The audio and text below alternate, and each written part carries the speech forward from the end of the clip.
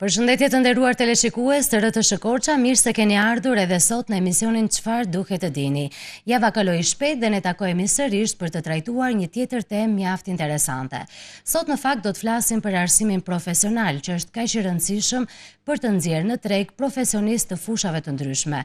Dhe pikërisht sot do të kemi të ftuar përfaqësues nga Shkolla Profesionale Teknike në Korçë për diskutuar mbi drejtimet që ofron shkolla, mbi risitë e aktivitit të ri shkollor, por edhe për gjithçka tjetër që lidhet me përgatitjen e profesionistëve të rinj për tregun e punës.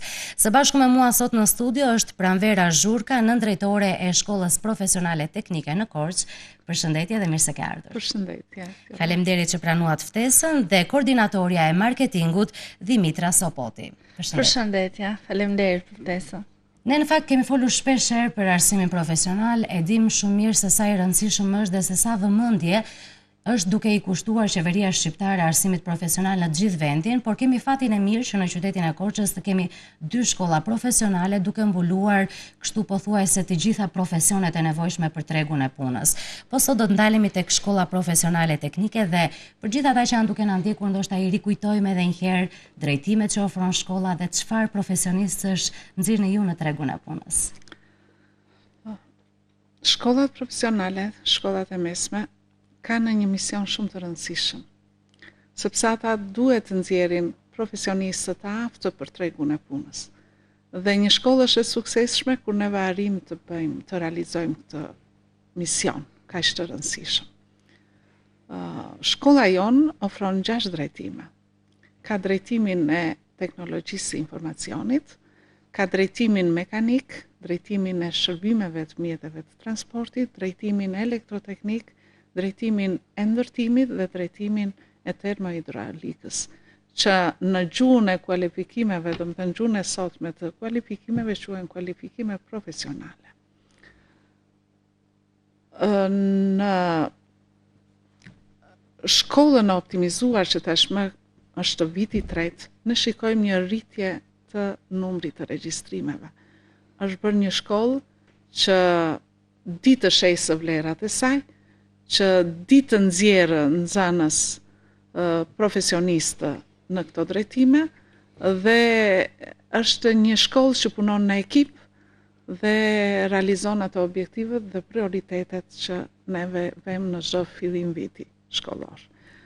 Si ka nisur ky vit i ri shkollor? Si ka qenë interesi i nxënësve për të regjistruar, si kanë qenë drejtimet të pëlqyera apo jo nga nxënësit e klasave të nënta? Pas një promovimi të suksesshëm të shkollës tonë që ne nisim që nga herët, që nga mos them dhjetor të vitit të kaluar, ne kemi patur një sukses, do me them, kemi patur regjistrime të mira.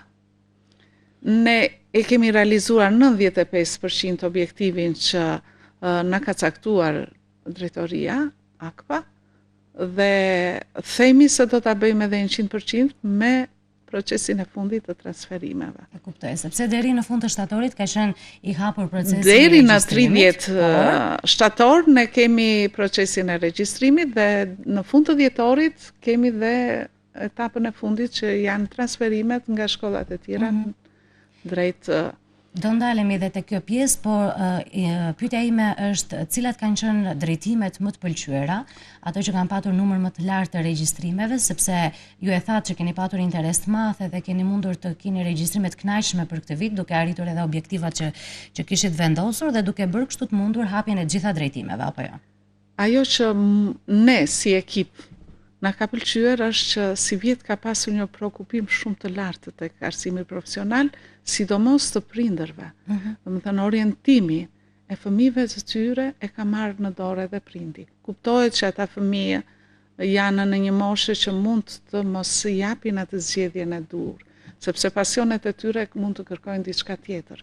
Por duke u ndikuar nga prindrit, duke u ndikuar edhe nga koordinatorët e edukimit të karrierës që kanë në shkollat e tyre nëntëvjeçare, dhe nga promovimi jon që ka qenë shumë i suksesshëm, ne kemi pasur një numër të konsiderueshëm regjistrimesh dhe është pëlqyer më shumë drejtimi shërbime mjetesh transportit që pothuajse çdo vit është një nga drejtimet më të pëlqyera, pasi vetë mosha e tyre i pëlqejnë makinat. Si vjetë kemi pasur regjistrime të larta dhe tek drejtimi termohidraulik. Janë profesione që kërkohen dhe janë të mirë paguara në tregun e punës. Të gjitha drejtimet, jo vetëm këto që ne kemi. Kështu që kemi hapur si vjetë nga 2 paralele në drejtimin e termohidraulikës dhe në drejtimin e shërbimeve mjeteve transportit. Njëkohësisht edhe në drejtimin e teknologjisë së informacionit, neve gjithnjë kemi hapur nga 2 drejtime. Duke qenë se është edhe një drejtim që është trendi momentit, të themi, të rinjt janë të apasionuar pas teknologjisë, po dhe tregu i punës është i sigurt. Edhe duke parë të gjitha këto avantazhe kanë bërë zgjedhjen e duhur, besoj.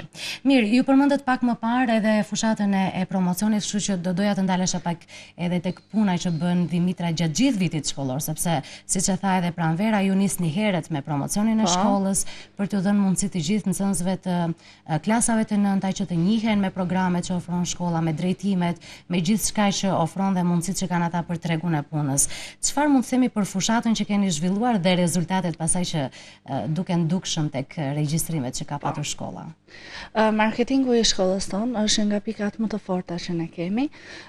Puna e reklamimit të shkollës tonë fillon herët që në shtator, domethënë është një punë që nuk ka pushim, është gjithë kohës në proces.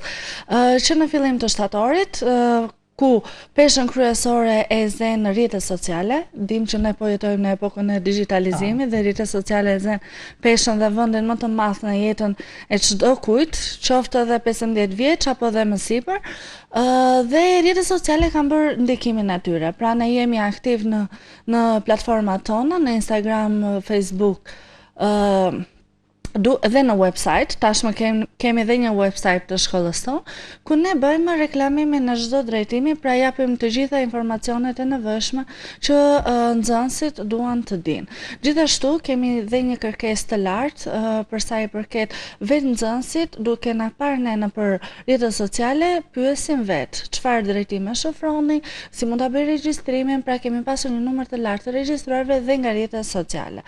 Pra këtu themi që marketingu e ka bërë punën e vetë. Gjithashtu, pjesa e promovimit të shkollës nis herët, siç tha dhe Zysh Pranvera, nis që në dhjetor, duke krijuar ato materialet promovuese si video, postera e të tjera, duke nisur dhe shpërndarje nëpër shkollat dhe vizitat në shkollat nënvjeçare.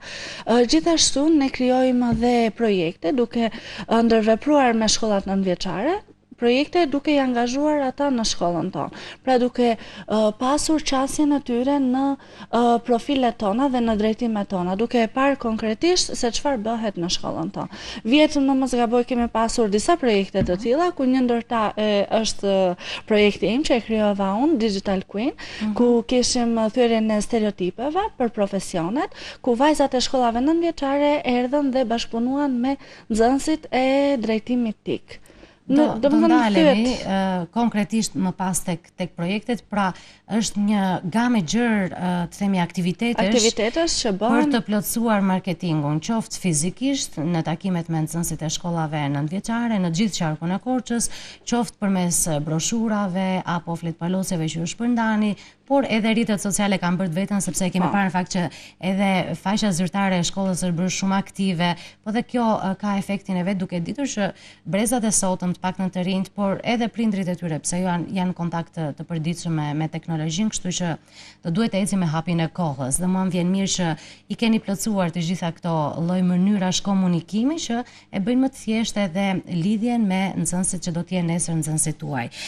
Ndërkohë që do doja të ndaleshim pak tek pjesa e organizimit të shkollës, kur them organizimin, pjesën e orëve të praktikës profesionale, të orëve të teorisë, cilat kanë qenë këto ndryshimet e viteve të fundit që kanë bërë më të thjeshtë ndoshta edhe kalimin e nxënësve nga shkollat e mesme drejt shkollave profesionale, një ndryshim i fundit që është bërë nga Ministria e Arsimit për t'u dhënë mundësi të gjithë atyre nxënësve që ndoshta pasi kanë marrë një vendim dhe janë regjistruar në një shkollë të mesme të përgjithshme, e kanë shansin që të shkojnë dhe të regjistrohen tek një shkollë profesionale. Dhe përpara një viti, në mos gabohem, është bërë dhe ndryshimi i kurrikulës. Ndalemi pak tek kjo pjesë. Para një viti, për t'i dhënë mundësi këtyre nxënësve të shkollave të gjimnazeve që nuk e shohin veten tek gjimnazi, u bë një riorganizimi kurikulave dhe tek klasat e 10 në shkollat profesionale u shtua numri i orëve të kulturës së përgjithshme dhe u paksua numri i orëve të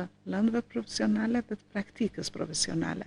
Për shembull, praktika bëhej 6 orë, u bë 3 orë. Dhe ky është qëllimi, që nxënësi kur të mbaroj vitin e parë klasën e 10 tek gjimnazit, mos e humbas këtë klasë të 10, por të kaloj tek ne në klasën 11 duke dhënë disa provime shtesë pasaj për këtë pjesë të lëndëve të profesionale, që do të bëhet dhe do të menaxhohet nga drejtoria, duke dhënë gjatë një kohe provimin, për shembull në këto lëndë që ata nuk i kanë dhënë tek gjimnazi. Dhe ne patëm, do me thënë transferime nga gjimnazet në klasë të 11. Kjo është një gjë shumë e mirë dhe ne gjithnjë e kemi kërkuar, sepse e dim që pasioni i nxënësve mund të gabojë në zgjedhjet e tyre dhe kur ata ndërgjegjësohen dhe shikojnë veten që është koha e një profesioni, të kesh një profesion është sikur të kesh një pasaportë, të sigurt. Kështu që ata i ndërgjegjëson dhe i bën që ta bëjnë këtë veprim. Patët reagim nga nxënësit që qoftë ata që sapo ishin regjistruar në klasën e 10 tek një shkollë mesme e përgjithshme, por qoftë atyre që kishin përfunduar tashmë klasën e 10. Ky vendim e tregoi që vlente, ishte koha e duhur. E tregoi dhe vlen. Dhe vlen. Sepse patët regjistrime që në vjet patëm shumë regjistrime. Kurse si vjet patëm regjistrime që në fillim, domethënë ky ndryshim mua më pëlqeu. Sepse ata reagimi shpejt që kanë bërë nxënësit, e kanë kapur domethënë që në vitin e parë. Pa bërë këtë marrjen e një vendimi të gabuar dhe pastaj ndryshimin e mendjes ndoshta. Pata një gjë që më bëri përshtypje është që neve si vjet patëm dhe nxënës me mesatare, që ardhen me dëshirë në shkollën tonë. Ka tek drejtimi TIK, ka tek drejtimi mekanik, termohidraulika, elektroteknika që i kemi me mesatare. Kemi me mesatare të drejtimi TIK, kemi me mesatare mbi 9 që në janë afruar. Këto janë, unë si profesioniste që jam vetë, sepse unë kam mbaruar inxhinierin mekanike dhe jam ish nxënëse e shkollës në profesionin. Dhe sot kanë 35 vite që jap mësim në atë shkollë dhe nuk ka si profesioni. Profesioni është siguri për jetën. Në qoftë se ti zgjedh një profesion edhe papunësia është më e vogël. Kemi dhe më të thjesht për gjetur profesionist në treg, sepse të gjithë e dimë në fakt. Sa herë që na duhet një elektricist, një hidraulik apo çfarë do lloji profesioni tjetër, të gjitha kemi të vështirë. Janë profesione që nuk zhduken asnjëherë, po dhe po ti shikosh historikisht të lashta si profesione dhe vazhdojnë vetëm duke u lehtësuar në ushtrimin e tyre. Sepse teknologjia ka përparuar shumë dhe këto janë lehtësuar dhe thjeshtësuar dhe shumë të mirë paguara. Ju e dini se sa vuani për gjetur një hidraulik. E drejta, atë thash. Një mekanik në përservisa, një elektricist. Edhe se sa paguajnë për të marrë një shërbim. Qoftë edhe një shërbim minimal.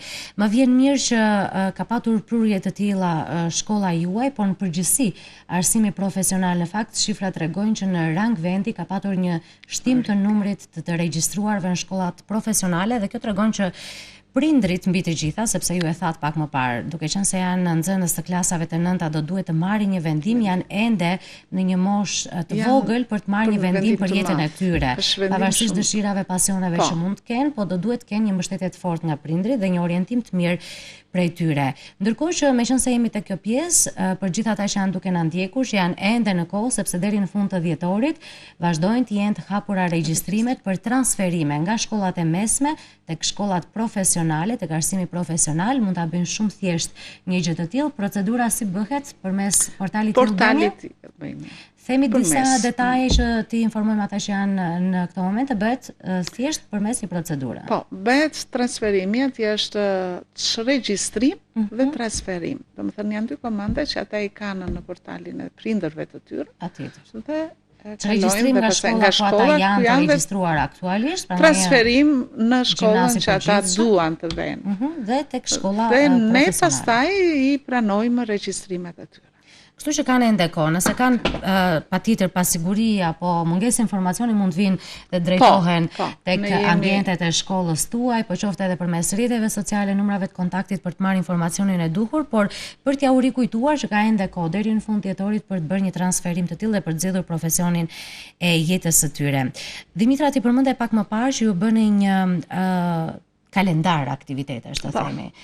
Qoftë aktivitetet që bëni brenda shkollës, me nxënësit e shkollës, me drejtimet e ndryshme për t'i promovuar këto lloj drejtime tek të gjithë ata që duan të mësojnë më tepër, por qoftë edhe duke përfshirë kështu edhe nxënësit e shkollave. Ndalemi pak tek ato që janë aktivitete të kthyer tashmë në traditë, ndoshta për shkollën tuaj që zhvilloni gjatë gjithë vitit. Atëherë, për sa i përket aktiviteteve, hartohet një kalendar ku secili drejtim krijon projektet e tyre në mënyrë që ne ato t'i prezantojmë dhe në ditët e hapura janë në pika jonë më e fortë prezantimi i projekteve të punuara nga vetë nxënësit. Qëllimi i projekteve është që jo vetëm mësuesit të tregojnë aftësinë e tyre, por qëllimi është që ne të angazhojmë nxënësit. Pra, fokusi kryesor është impenjimi i nxënësve në këto projekte, në këto aktivitete, në mënyrë që ata të nxjerrin më të mirën nga vetja si nga ana profesionale si dhe nga aftësitë e buta. Pra, bashkëpunimi në grup, hartimi i një projekti, përzgjedhja materiale e të tjera me radhë, siç janë hapat e hartimit të një projekti dhe finalizimi i tij. Projektet kanë nga më të ndryshme si nga drejtimi termohidraulik, tiku, elektroteknika, SHMT-ja ka projektet e veta, mekanika gjithashtu, ndërtimi gjithashtu. Janë në projekte të shumë të bukura dhe janë vlen për të parë. Unë ju sugjeroj të na ndiqni në faqja zyrtare e shkollës në mënyrë që të jeni më të updateuar për sa i përket këtyre aktiviteteve. Unë si koordinatore marketingu kujdesem gjithmonë që çdo aktivitet që ne zhvillojmë të jetë e pasqyruar te faqja e shkollës, në mënyrë që të gjithë të kenë mundësinë të shikojnë punën reale dhe se çfarë punohet realisht në shkollën tonë. Për ta bërë më konkrete. Ndërkohë pjesë e aktiviteteve tuaja janë shpesh herë dhe nxënësit e klasave të nënta, duke u dhënë atyre mundësi që të shohin nga afër patjetër ambientet e shkollës, infrastrukturën që ju ofroni, të njihen me stafin mësimor aty, me mësuesit, me laboratorët, me nxënësit e shkollës, pse jo, duke krijuar kështu një kontakt të drejtë për drejtë. Dhe këto janë të shtrira gjatë gjithë vitit për të mbërritur më pas tek ato ditët finale, ditët e hapura që ju hapni dyert e shkollës për gjithë ata që janë të interesuar. Sa prej këtyre projekteve dhe aktiviteteve kanë ndikuar ndoshta tek pjesa e marketingut edhe tek afrimi i nxënësve? Bën një diferencë që sa më shumë aktivitete, sa më shumë përfshirje nxënësve të klasave të nënta i bën ata më afër shkollës dhe i bën nxënës të saërtmes? Normalisht kemi pasur një rritje të regjistrimeve për shkak të këtyre ditëve, sidomos të ditëve të hapura, ku vetë nxënësit kanë qenë pjesëmarrës të klasave të nënta në shkollat nënvjeçare dhe kanë shprehur dëshirën që në ato moment që ne do jemi pjesë e kësaj shkolle. Dhe ishte një shifër relativisht shumë e mirë.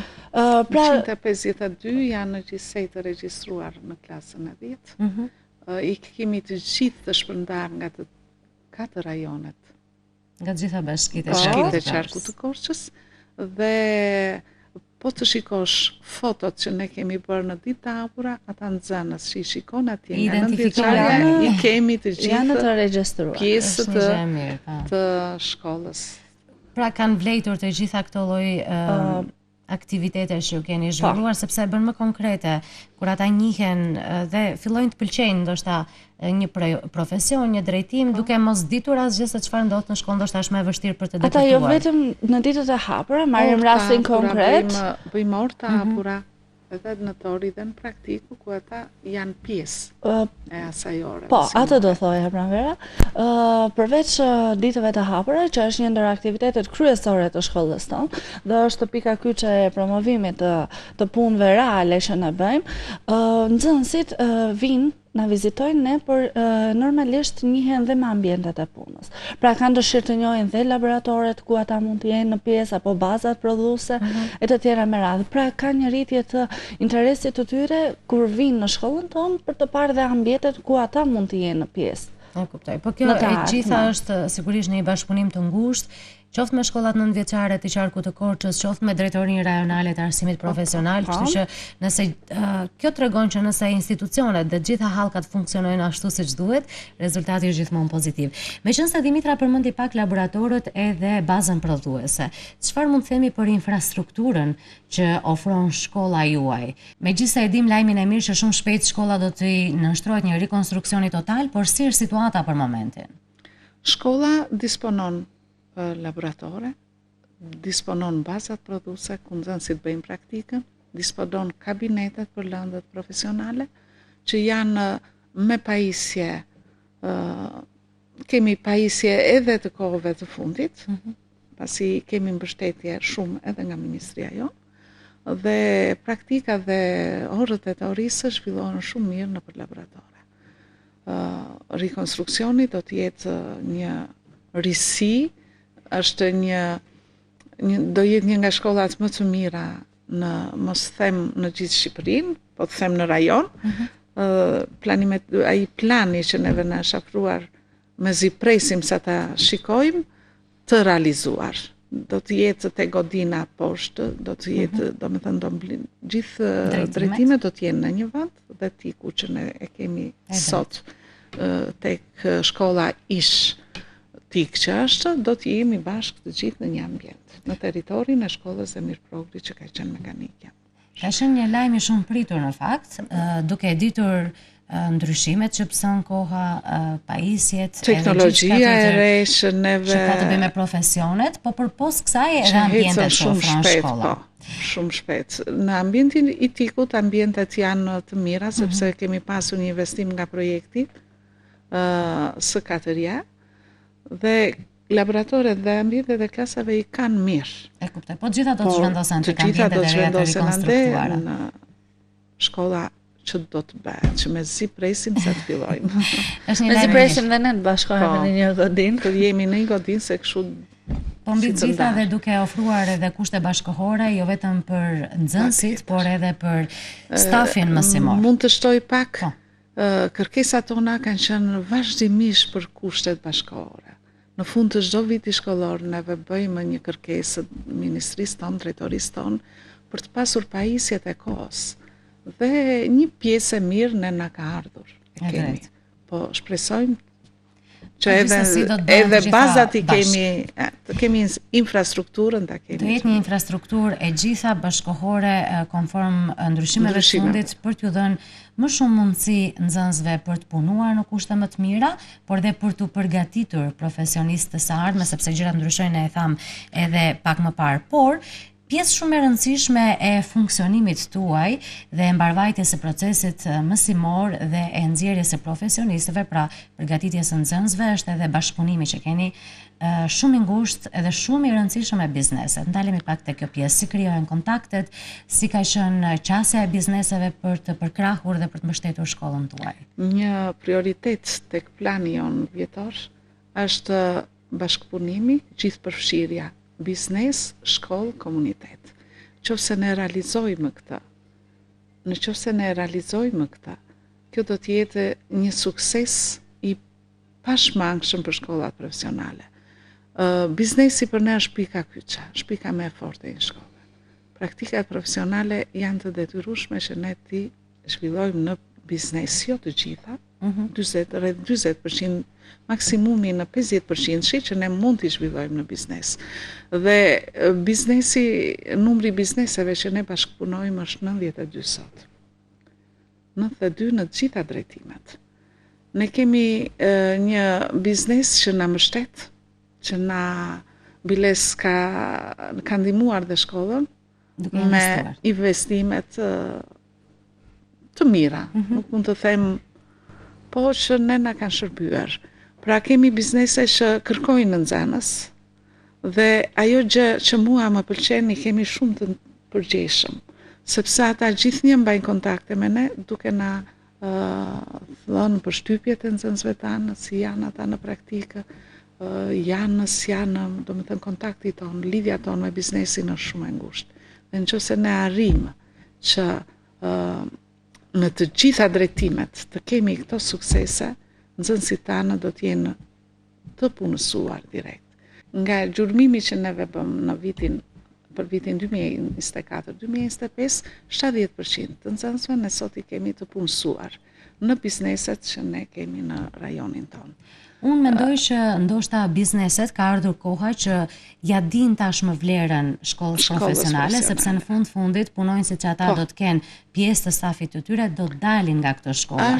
Prandaj e vërtet. Janë ndërgjegjësuar dhe kanë ndryshuar mendësi, qoftë duke investuar në shkollat profesionale, qoftë duke hapur dyert e bizneseve të tyre dhe duke afruar nxënësit për të bërë praktikën profesionale, sepse në fundi do të jenë punonjësit e tyre nesër pas nesër dhe kjo është në të mirë të dy palëve.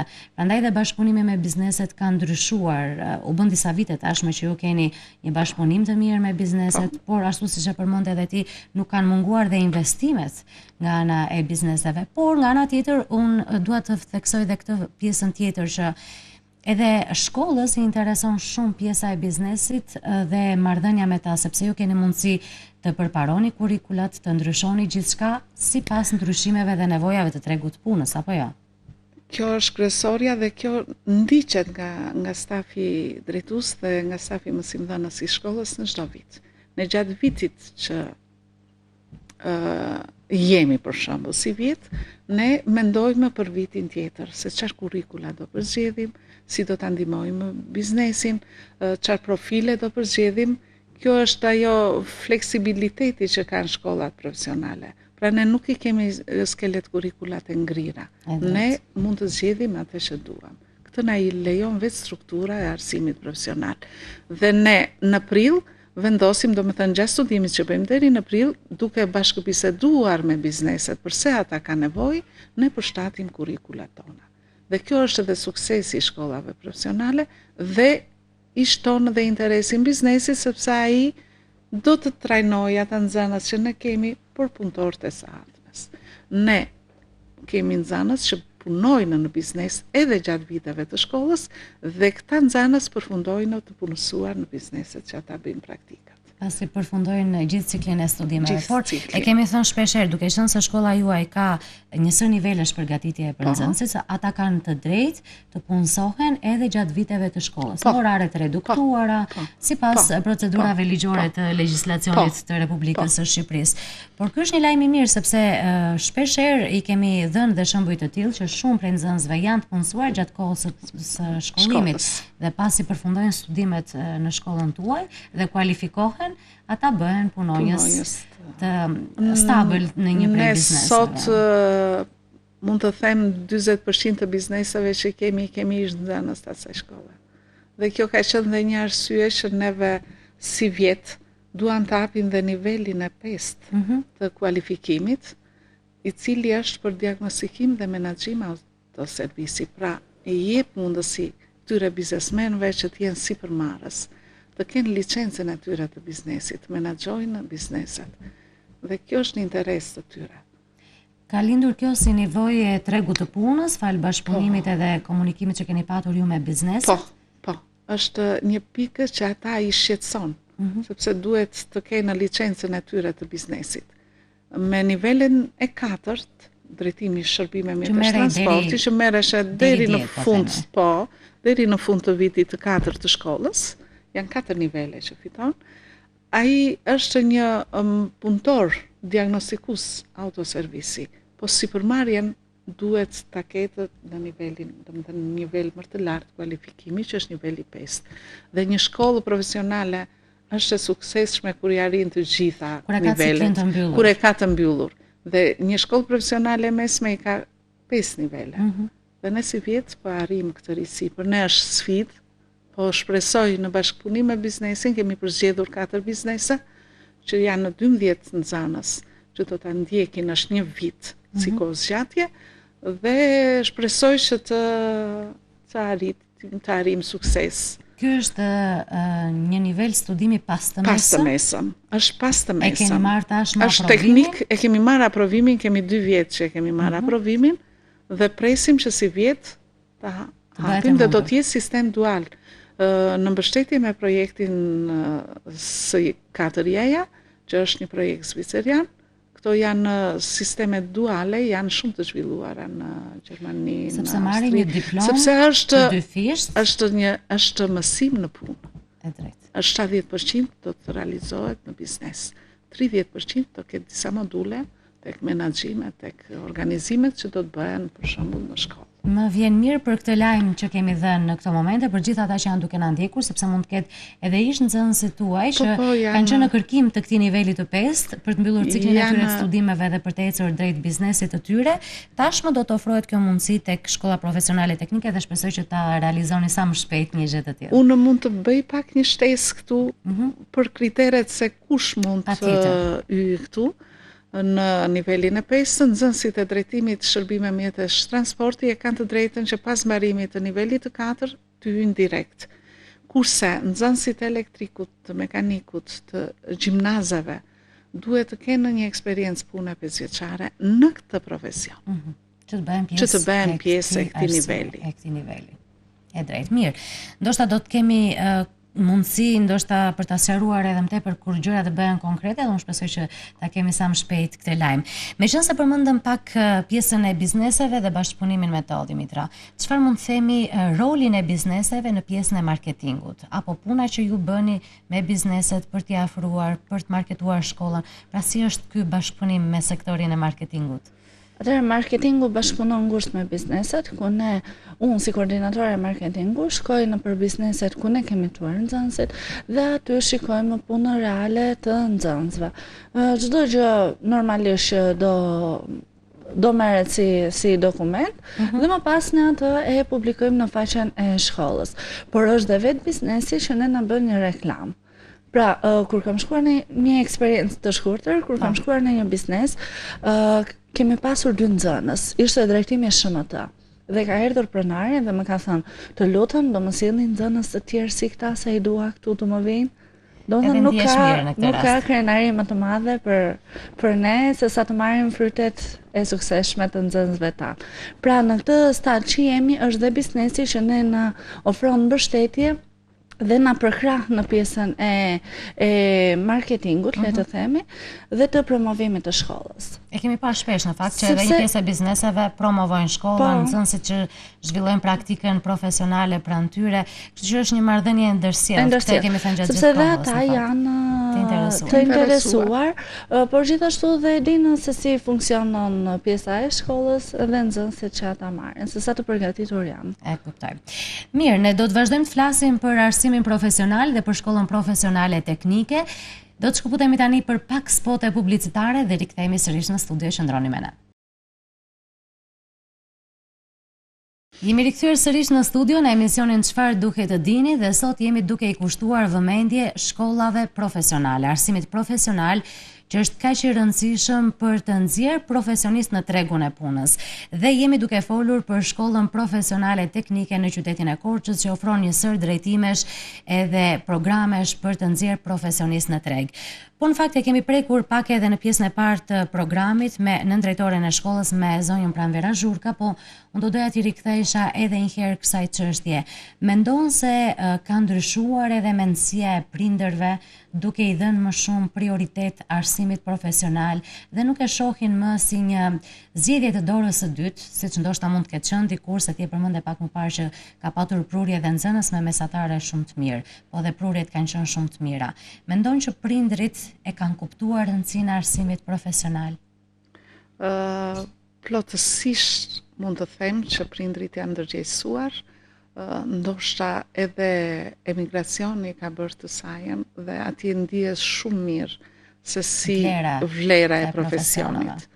Dhe pothuajse prindrit që janë në emigracion dhe më parë, po dhe tani fëmijët I kanë në shkolla profesionale. Por shikoj një ndërgjegjësim edhe tek prindrit që jetojnë këtu. E shikoj në profesionin si një mundësi për një mirëqenie më të mirë. Ndoshta them se ka ndikuar dhe edukimi për karrierë nga shkollat nëntëvjeçare. Ne bëjmë takime me prindër gjatë ditëve të promovimit në shkollat nëntëvjeçare, duke na I mundësuar domethënë në bashkëpunim me drejtoritë e shkollave, shkollës tonë, nga drejtoria arsimore, që kemi pasur një mbështetje shumë të mirë, më ka pëlqyer shumë puna, dhe lidhja që ne kemi bërë, dhe mbështetja që na kanë dhënë, dhe në takime me prindër ne kemi parë edhe interesin e prindërve. Sepse e thamë edhe pak më parë, e thatë edhe ju që ata kanë një moshë të vogël për të marrë një vendim shumë të madh për jetën e tyre. Kështu që do duhet një orientim i mirë i prindërve për t'i çuar drejt një profesioni, dhe më vjen mirë edhe fakti që vitet e fundit ka ndryshuar mendësia duke sjellë prurje të mira. Nxënës me mesatare të lartë, nxënës të përgatitur që e vlerësojnë profesionin dhe e shohin si të ardhmen e tyre, sepse ndoshta disa mite të krijuara ndër vite që kanë krijuar atë idenë që shkollat profesionale janë për nxënësit me mesatare të ulët, janë profesione që nuk janë të mirë paguara, apo të tjera që janë përfolur. Sot koha e ka treguar që profesionet janë të mirë paguara, që edhe një nxënës me nota të larta mund ta shohë këtë si të ardhmen e vet, sepse shkollat profesionale nuk të ndalojnë mundësinë e arsimimit të mëtejshëm. Dhe këtë gjë duhet ta themi dhe ta themi me zë të lartë, sepse nxënësit pasi përfundojnë shkollën e mesme profesionale kanë të drejtë të vazhdojnë edhe arsimin e lartë duke u bërë specialist të fushës, pse jo? Ndoshta ke gjetur personin e dur që mund të ta garantojë 100% këtë sukses. Unë jam ish nxënëse një shkolle profesionale, por në kohën tonë atje ishin nxënës. Ka qenë tjetër sistem. Kanë qenë nxënës që kanë nxjerrë kuadro pafund. Nxënës me mesatare që vinim në shkollë dhe ne dilnim shumë inxhiniera e shkollë. Dhe unë kam përjetuar, domethënë, shkollën e mesme, kam përjetuar dhe universitetin në drejtimin që unë kam pasur tek e mesmja. Dhe mund të them që një sukses i papar është nëse ti je profesionist, sepse ti je ndeshur me termat e profesionit, ti je ndeshur me ato lëndë që ti vazhdon në universitet. Dhe ne kemi bërë dallim me gjimnazin kur kemi qenë në universitet. Pra një nxënës që ka ardhur, më lësh që ta kuptoj, një nxënës që vjen nga një shkollë e mesme e përgjithshme dhe ndjek një profil të arsimit të lartë profesional të këtyre drejtimeve që ne kemi përmendur, mund të ketë mangësi sepse ka mungesë të informacioneve profesionale, të praktikave që bëhen në një shkollë profesionale. Pra është më i përgatitur një nxënës që vjen nga arsimi profesional sesa nga arsimi mesëm kur bëhet fjalë për një profil të caktuar. Për një profil të caktuar. Për shembull, po mekanikun dhe inxhinierin mekanike, ose ndërtimin dhe inxhinierin e ndërtimit. Të gjitha lëndët e profesionit, praktikat që bën në profesion, ta lehtëson shkollën. Dhe ti ke rezultate shumë të mira. Ta lehtëson, e ke shumë lehtë. Do me thënë, gjimnazisti do ta ketë shumë të vështirë, dhe ai do të jetë gjithnjë duke i ndihmuar ne i ndihmonim shumë të gjimnazeve, sepse ne ishim shumë përpara nga ata. Dhe kishim shumë të lehtë. E kishim shumë të lehtë. Ata mund të ishin shumë të mirë në vit parë kur ne bënim më shumë matematikën, fizikën, por në kohën tonë dhe matematika, fizika ka qenë shumë e mirë. Pastaj në të gjitha vitet e tjera ne ishim prioritar të arsimit profesional shumë e lehtë. Dhe unë për shembull kam dhënë mësim dhe në Malta, dhe unë shikoj jap teknologjinë atje dhe tek inxhinieria dhe shikoj ata se sa mangësira kanë. Ata nuk din të dallonin një vidhë, një dadë, një gjërat më të vogla. Elementare që më pasaj të njëshin me transmisionet, me fushën e ndërtimit, me fushën mekanike të vizatimeve të tjera. Kurse një profesionist i ka shumë të lehta. Nëse ata i kushtojnë rëndësi shkollës, nxjerrin mesatare, ata inxhinierin e kanë shumë të lehtë për ta marrë. E kuptoj. Prandaj dhe duhet ta rithemi këtë fakt, sepse ndonjëherë krijohet një mendësi e gabuar që arsimi profesional të nxjerrë në një profesion që mund të kesh një punë edhe një pagë fikse të tjera si këto. Ndërkohë që çfarë mund të themi për pjesën e vlerësimit të nxënësve, sepse e përmendëm pak më parë që të gjitha vitet e shkollës nxënësit pajisen me certifikata për kualifikimet e tyre të vazhdueshme deri në përfundimin e shkollës së mesme profesionale. Si bëhet vlerësimi i nxënësve? Kornisa kombëtare e kualifikimit ka nivelin e dytë të kornisës kombëtare të kualifikimit, që është në përfundim të klasës së 11, ku nxënësit e shkollave profesionale japin në provimet e nivelit. Dhe në këto provime niveli ata kanë dhe teorinë, kanë dhe praktikën. Në klasë në nivelin e 4, që ata profilizohen në një nga profilet e drejtimit që ata kanë zgjedhur, japin prap provime niveli teori dhe praktik, dhe në matur ata japin provimet prap në shkollë japin praktikën dhe pastaj teoria është një provime zgjidhje tek matura shtetërore. Në vlerësim tek praktika profesionale neve kemi dhe biznesin si vlerësues. E bën pjesë të komisioneve tuaja. Pjesë në komisionin. Pra atje kemi kryetarin e komisionit që është mësuesi që jep praktikën, kemi një antar që i përket një nga mësuesve të stafit që është në atë drejtim, profesionist në atë drejtim, dhe antari i tretë është biznesi. Biznesi është pjesë e vlerësimit në praktikat profesionale. Dhe ne si vjet, çuditërisht, kemi pasur bizneset në të gjitha praktikat, por edhe në vjeshtë tek nxënësit e vjeshtës neve biznesin e kemi pasur pjesë të provimeve të nivelit. Edhe kjo është pjesë e mbështetjes që ata bëjnë për shkollën tuaj. Por ku më mirë se sa biznesi mund të jap një vlerësim për nxënësit që kanë bërë praktikën profesionale dhe është ai biznes që do të bëj vlerësimin e nxënësve që do të jenë nesër pjesë e tregut të punës. Ndërkohë me Dimitrën do doja të ndaleshim pak tek pjesa e projekteve që janë ndoshta jashtë kornizave të shkollës, ato projekte që ju krijoni me nxënësit, që krijohet nga ju veçanërisht, por tek projekte që janë pak më gjerë, projekte ndërkombëtare, projekte europiane, si aplikoni ose cilat janë disa nga projektet që ju tashmë keni bërë pjesë të shkollës tuaj? Këto projekte janë në përgjegjësinë e koordinatores së projekteve, e cila mundëson lidhjen e projekteve të ndryshme, të shteteve të ndryshme me shkollën tonë.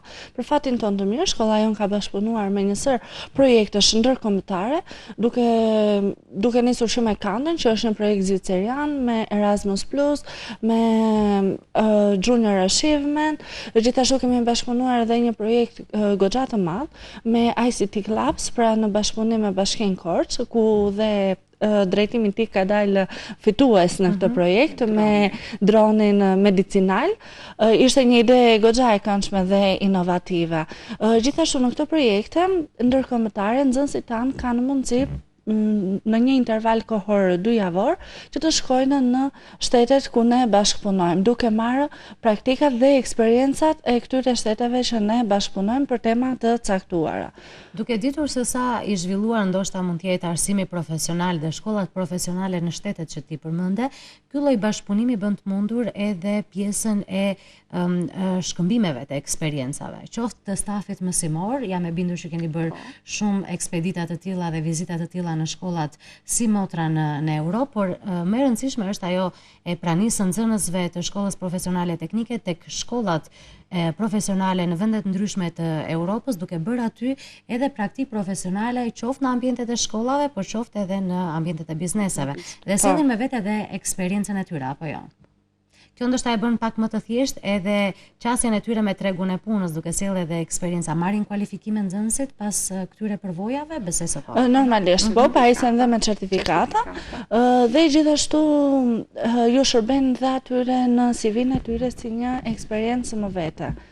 Dhe sjellin dhe eksperiencën e vendeve europiane duke integruar kështu, pse jo, në vendin ku do të jenë në vendin e tyre të punës. Ndërkohë që një pyetje që mua më lind natyrshëm është si përditësoheni ju me nevojat e tregut të punës, sepse gjërat ndryshojnë, evolojnë, kërkesat e bizneseve mund të shtohen nga viti në vit.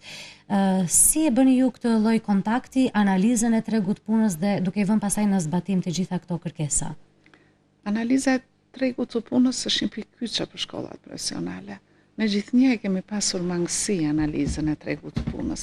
E kemi bërë vetë.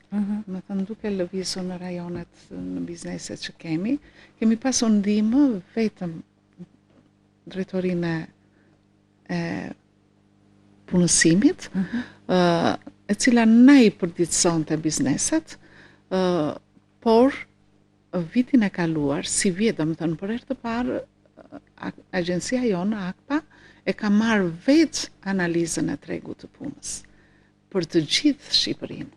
në të gjithë rajonet. Dhe ne do të na vijë e gatshme analiza e tregut të punës e saktë.